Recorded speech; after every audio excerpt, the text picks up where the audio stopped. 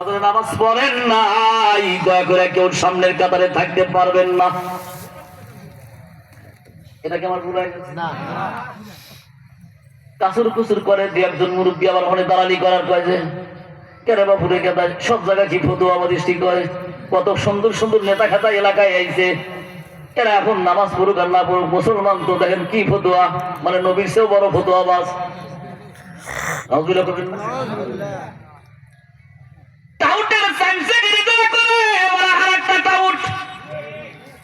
আর সুন্দর করিয়া বলেন এই ফতুয়া না দিয়া তাড়াতাড়ি জানাজা নামাজ পড়াই একটু ভালো হইতো। তুমি জানাজা নামাজ না পড়ায়া খালি ফতুয়া দিলা। আল্লাহর নবীর হাদিস, এই যেখানে আমার ভাই খুব ভালো একজন আলেম, আমার ভাই জান, আপনি কি জানেন মুমিন দোয়া মানে জানাজা নামাজ? আপনারা বললে যে জানাজা মানে দোয়া করা, দোয়া তো তার জন্য। কে করবে দোয়া? এক মুমিন আর এক মুমিনের জন্য দোয়া করবে। সিলেবাস ঠিক কি? তাহলে মুমিনের শর্ত কি? নামাজ। আমার ভাইজান মুমিন কাফিরের মধ্যে পার্থক্য কি? আওয়াজটা সদর করে নাই, তাহলে কি আর আছে?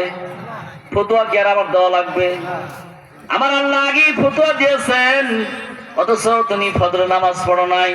ওই বাটপারদের জানাজা নামাজে আগেও না, শেষেও না, মধ্যেও না। তোমার যাওয়া আর না যাওয়া, বরং না যাওয়াই তোমার জন্য সবচেয়ে বেটার। আপনি তো ভাবতেছেন বিশাল লোক হয়েছে, পুরে পাবে। নামাজি কয়জন? ওয়াজ মাহফিল শুনতে আসছে,